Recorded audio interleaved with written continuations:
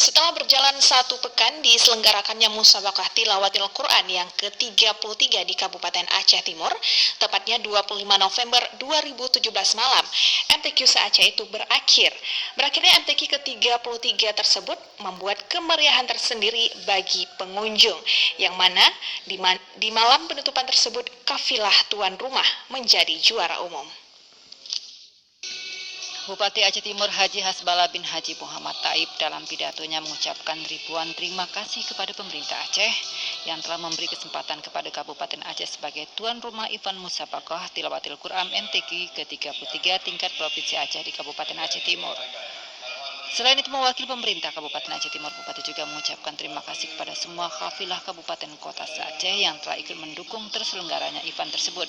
Penutupan event MTQ ke-33 tingkat Provinsi Aceh di Kabupaten Aceh Timur dilaksanakan oleh Gubernur Aceh yang diwakili oleh Sekretaris Provinsi Aceh.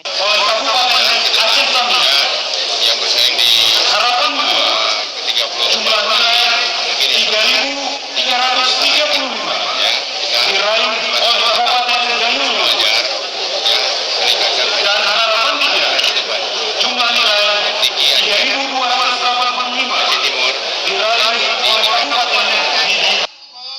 Walaupun diguyur hujan, terlihat ribuan masyarakat turut membanjiri lapangan pusat pemerintahan Aceh Timur dengan maksud untuk menyaksikan penutupan MTQ ke-33 tingkat Provinsi Aceh.